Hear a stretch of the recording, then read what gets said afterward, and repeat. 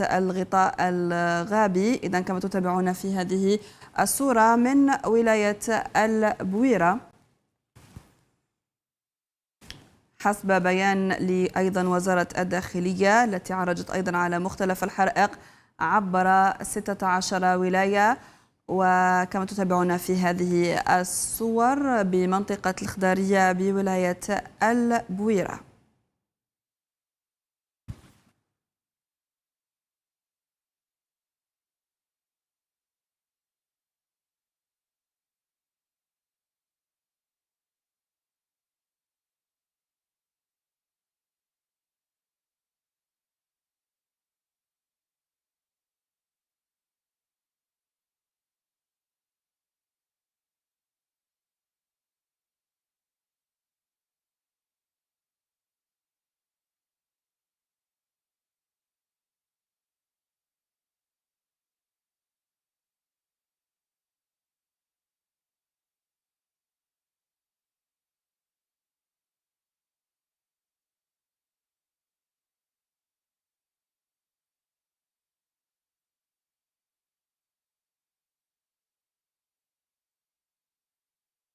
إذن كما تتابعون هذه الصور تصلنا من ولاية البويرة للحرائق التي مست الولاية.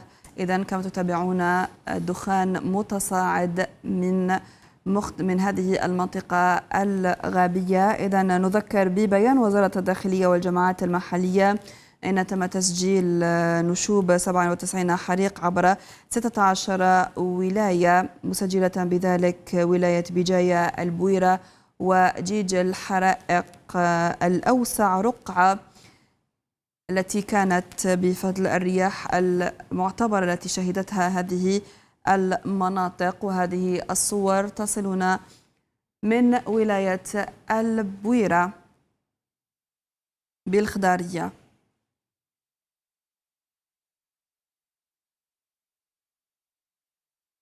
إذا نذكر أن هذه الحرائق خلفت وفاة 15 شخص وتسجيل 26 جريح لحد الساعة، مع إجلاء 1500 مواطن أيضا لحد الساعة، أين لا تزال عملية الإطفاء متواصلة من طرف عناصر الحماية المدنية لمختلف الولايات التي اندلعت فيها الحرائق.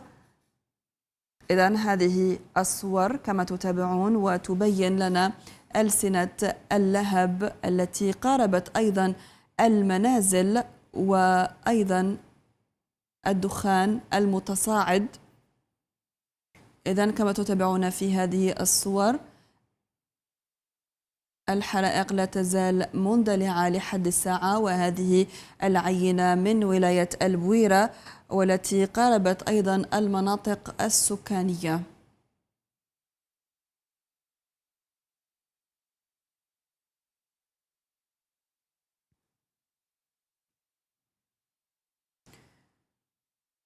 إذن نعود ونذكر ببيان وزارة الداخلية الذي أعلن عن نشوب 97 حريق عبر 16 ولاية، والولايات الأكثر تضررا كانت ولاية بجاية والبويرة كما تلاحظون في هذه الصور، وأيضا ولاية جيجل التي كانت الأوسع رقعة بفعل الرياح المعتبرة التي شهدتها المناطق.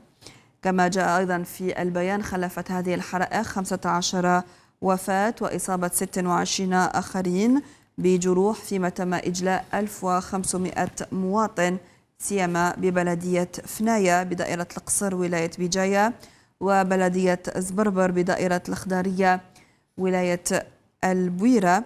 كما أكدت أيضا وزارة الداخلية في ذات البيان عن التعداد للأعوان الحماية المدنية بإقحام 7500 عون في الميدان وتجنيد 350 شاحنة من مختلف الأحجام، فضلا عن الوسائل الجوية لإطفاء الحرائق، مما سمح بالتحكم في أغلبها. وتتواصل عمليات إخماد الحرائق كما تتابعون في هذه الصور من ولاية البويرة بمنطقة الخضارية.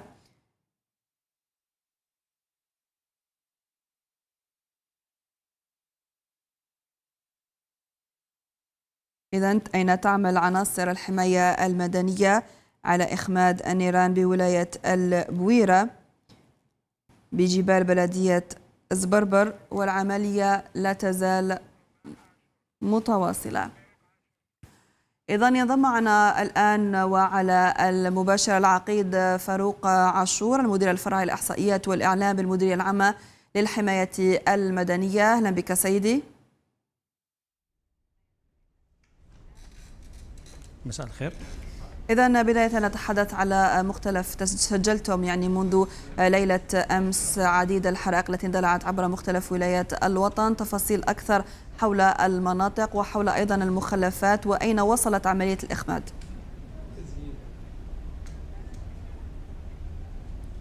فيما يتعلق بالحاصلة المسجلة خلال 24 ساعة الماضية، تم تسجيل نشوب 97 حارق مساء غابات الأدغال محاصيل زراعية عبر 16 ولاية. وسجلت ولاية بجاية البويرة جيجل الحرائق الأوسع وقعت بفعل الرياح المعتبرة التي شهدتها هذه المناطق ليلة أمس، حيث امتد بعضها إلى القرى المأهولة بالسكان. وللأسف أسفر ذلك عن تسجيل وفاة 15 ضحية رحمهم الله و26 جريح تم إسعافهم وإجلائهم. تم أيضا إجلاء 1500 مواطن سيما ببلدة فنايا بدارة القصر وبلدة زبربر بدارة الخضارية حماية لهم. ولمواجهة هذه الحرائق تم إقحام 7500 عون في الميدان وتجنيد 350 شاحنة إخماد من مختلف الأحجام، فضلا عن الوسائل الجوية لإطفاء الحرائق خاصة على مستوى ولاية بجاية، ومن تدخلت طائرتين مروحتين تابعين للحماية المدنية ومروحتين للجيش الوطني الشعبي. أيضا كان في تدخل جوي أيضا على مستوى ولاية البويرة وولاية بومرداس.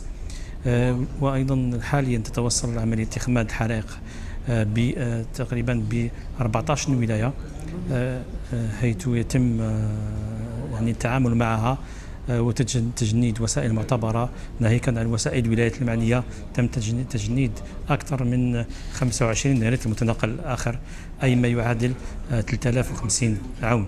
وسيتم أيضا تعزيزهم بعد قرار السيد المدير العام الذي تنقل إلى المكان لمتابعة مسؤولية بجاية لمتابعة سير العمليات، وأيضا إصدار تعليمات ضرورية لتعزيز قدرات الوحدات التدخلية على مستوى هذه الولاية وأيضا على مستوى الولايات الأخرى. طيب. وهي فرصة بالنسبة أيضا لنا هي طلب دعوة المواطنين الكرام إلى التحلي بالحيط أو الحذر واستماع إلى كل الإرشادات والنصائح التي تعطى خاصة عن طريق الإذاعات المحلية، وتجنب خاصة الطرق التي تمر بمحاذاة الغابات، خاصة تلك اللي تعرف اندلاع حرائق غابات. طيب، تصلنا في هذه اللحظات صور من ولاية البويرة لاندلاع حرائق قاربت أيضا بعض المناطق السكانية، نصائح لساكنة يعني الذين يقطنون بالقرب من هذه الحرائق من أجل غلق الغاز، أو يعني بعض النصائح للمواطنين أو إخلاء أيضا المساكن.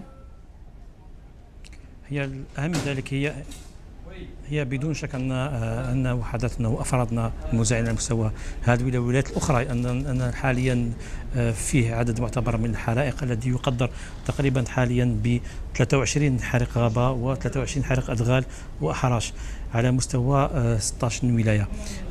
في بعض الولايات يوجد أكثر من حريق، لذا الحيطة والحذر مطلوبة من المواطنين الكرام، خاصة يعني الاقتداء بالتعليمات تعطى من طرف أعواننا، خاصة ما يتعلق الأمر بالإخلاء والابتعاد عن المكان كإجراء احتياطي. هذا الاحتراء أيضا سمح لنا يعني ليلة أمس بإنقاذ عديد من الأرواح، وبدون شك سيتم التكفل بهؤلاء الأشخاص من طريق السلطات المحلية وأيضا مصالح وزارة التضامن، حتى يتمكنوا يعني من تكون لديهم كل وسائل ضرورية في انتظار إعادة رجعهم إلى مساكنهم. يعني حالات يعني من كثرة الدخان كما نشاهد في الصور، يعني دخان كثيف بالمناطق التي اندلعت فيها الحرائق، نصائح نقدمها أيضا للمواطنين. هي خاصة يعني أول شيء هو عدم المغامرة، ثانيا ابتعاد عن أماكن الحرائق قدر الإمكان، الذهاب إلى الأقارب ولا الابتعاد في انتظار عملية إخماد نهائي لهذه الحرائق، حتى تكون كل يعني مواطنين الكرام يكونوا بسلام وبأمن.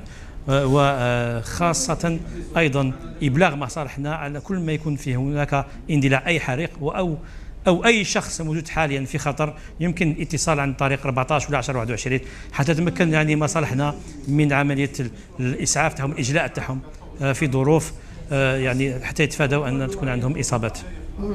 طيب، نتحدث فيما يخص إقحام عناصر الحماية المدنية، كما نشاهد أيضا في الصور تظهر عبر الشاشة لطائرات الإخماد، لأن معظم الحرائق اندلعت في الأدغال وفي مناطق مرتفعة وبعيدة نوعا ما يتم الاعتماد على الطائرات الخاصة بالإخماد.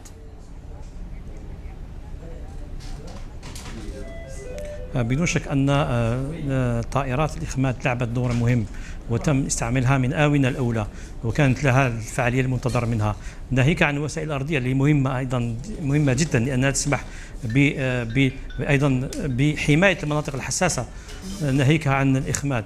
هذه يعني الوسائل المعتبرة الجوية حاليا يوجد 12 وسيلة جوية تعمل باستمرار موزعة على مستوى خاصة ولاية بجاية، ولاية جيجل، ولاية بويرة، بومرداس، وكل ما تطلب الأمر ذلك يتم إقحامها لتدعيم الوسائل الأرضية. نعم، شكرا لك العاقد فاروق عاشور، مدير الفرع الإحصائيات والإعلام، المدير العام للحماية المدنية، على كل هذه التفاصيل. موفقون في عملكم إن شاء الله.